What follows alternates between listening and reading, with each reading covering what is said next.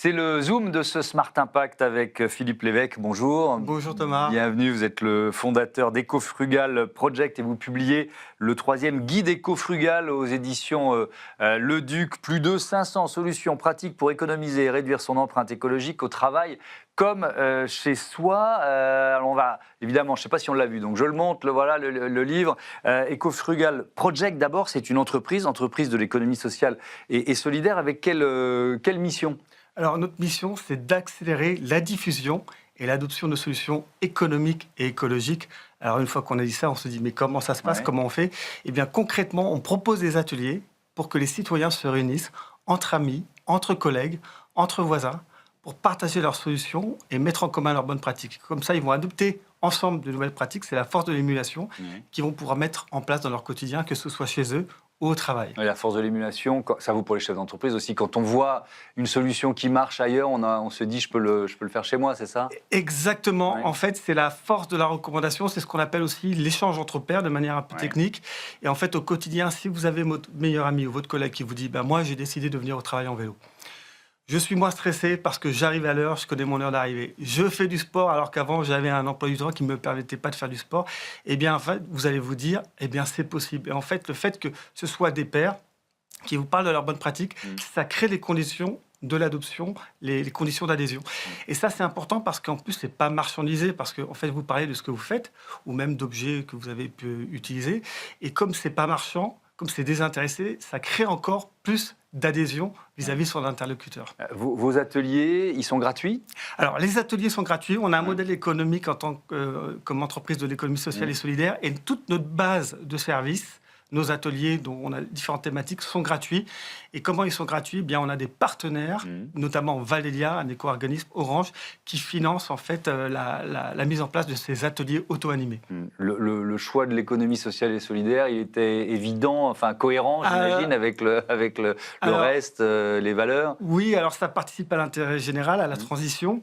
Porter un message qui consiste à dire une transition écologique plaisante, émancipatrice et aussi pragmatique est possible ici et maintenant.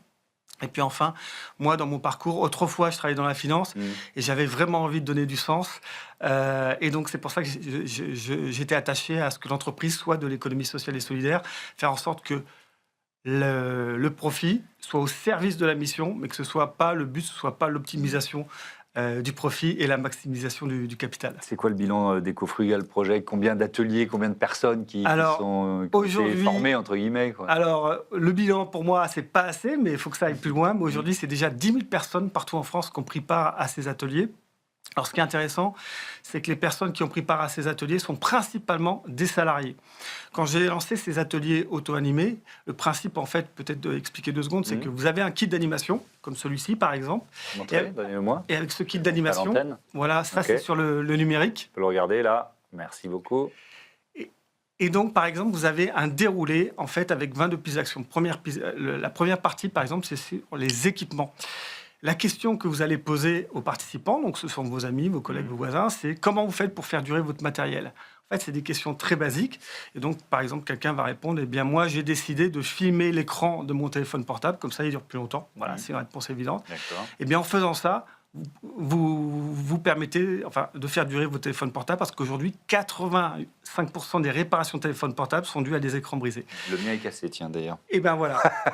Bon, je me suis dit que c'était pas grave. Voilà. Je vis avec depuis 1 an, mais ça va très bien. Alors voilà, c'est un exemple possible. Vous n'êtes pas obligé de remplacer votre écran s'il est cassé. Des fois, il marche encore.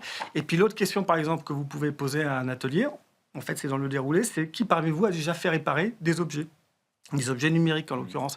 Et donc, dans le groupe, un groupe, c'est entre 8 et 12 personnes, vous avez souvent des gens qui ont déjà expérimenté la solution. Donc, vous avez quelqu'un qui va dire, moi, j'ai bénéficié de la prime Quali Répare, le bonus réparation, je l'ai réparé à tel endroit, l'artisan a fait du super boulot, ça m'a coûté 40 €. Ou alors, une autre personne, c'est déjà arrivé à un atelier où j'ai participé, une jeune femme a dit, j'ai réparé moi-même l'écran de mon téléphone portable, j'ai commandé sur un site américain un tuto, avec la pièce et je l'ai changé moi-même. Et ça, en fait, ça va vraiment créer des possibles. Les gens se disent, moi aussi, je peux me lancer.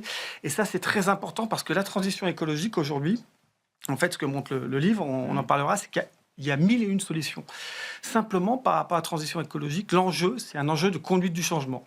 Et pour moi, la transition écologique, elle est possible à condition de remettre l'humain au centre. À un moment où on parle beaucoup d'IA, eh ben, je pense que c'est l'humain qui permet à d'autres humains de changer. Alors, on va le feuilleter, ce guide éco-frugal qui est donc publié aux éditions Le Duc. La première, il y avait eu une première édition, oui, alors, il y a une dizaine d'années, c'est ça? Alors, c'est ça. En fait, c'est la 3e édition. La première édition, je venais juste de quitter la finance, c'était en 2012. Je l'avais lancée en auto-édition.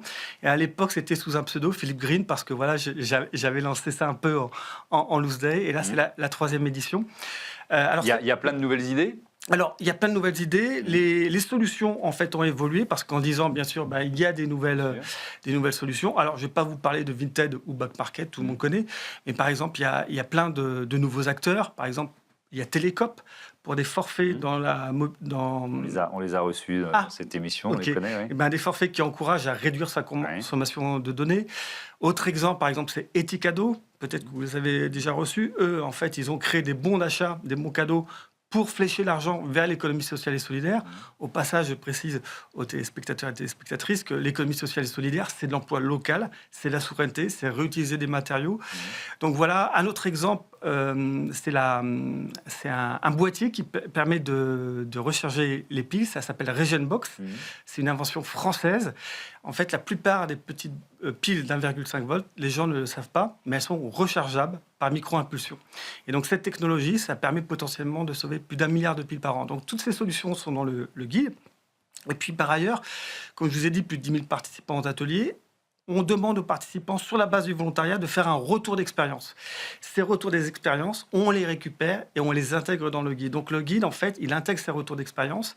Et donc, dans le guide aujourd'hui, non seulement vous trouvez des solutions actualisées, mais également plus de 300 pistes d'action qui ont déjà été mises en œuvre en entreprise par notre communauté. Donc l'idée du guide, c'est vraiment d'aller plus loin, aussi bien chez soi qu'au travail, tout simplement parce qu'on s'aperçoit qu'aujourd'hui, beaucoup de citoyens, en fait, quand ils sont engagés chez eux, s'ils sont zéro déchet chez eux, et au travail, ils ne vont pas accepter que la machine à café, ce soit des capsules jetables ou des gobelets en plastique. Ils vont être ambassadeurs. Vous dites c'est le kit de l'ambassadeur ou de l'ambassadrice. C'est ça. C'est l'idée. C'est exactement ça. C'est d'appliquer dans son univers professionnel ce qu'on fait chez soi. Exactement. Est-ce que ça marche dans l'autre sens? Alors, est-ce qu'il y a des entreprises qui impulsent comme ça des comportements effectivement de frugalité et donc des salariés qui disent oui, il faut que je fasse la même chose chez moi. C'est une très bonne remarque. Oui, alors déjà parce que les entreprises ces dernières années, même s'il y a un peu le backlash, on en reparlera, mais on lançait beaucoup d'initiatives du type fresque, climat, atelier d'automne et autres. Et donc ça permet aux gens dans leur sphère individuelle de savoir pourquoi agir. Voilà. Et autre exemple qui montre bien le transfert des bonnes pratiques dans les deux sens, pas seulement de la sphère privée vers la sphère pro, mais inversement, c'est la formation à l'éco-conduite. Quand vous formez vos salariés à l'éco-conduite, potentiellement, c'est 10 à 20% d'économie sur le carburant. Eh bien, on n'est pas schizophrène. Quand vous avez vos véhicules de société, vous commencez à faire l'éco-conduite, avec votre voiture, le week-end, vous allez faire pareil. Voilà. Et donc, c'est vraiment intéressant de capitaliser, en fait, sur cette circularité des solutions, sur cet alignement des valeurs, tout simplement parce que en fait, les salariés sont demandeurs.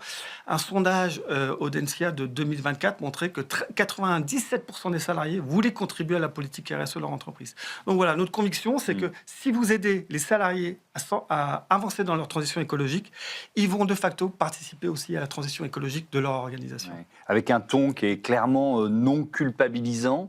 Est-ce que vous avez évolué là-dessus? Ou est-ce que dès le départ, vous étiez dans cette logique? Parce que c'est vrai qu'on se pose beaucoup de questions aujourd'hui sur le discours le plus efficace finalement pour embarquer les citoyens dans la transition. Alors, dès le départ, en fait, la méthode, elle était là. En fait, moi, j'ai lancé le guide éco-frugal tout simplement parce que j'avais envie de faire la pédagogie des solutions. Quand vous faites la pédagogie des solutions, vous vous concentrez sur les bénéfices.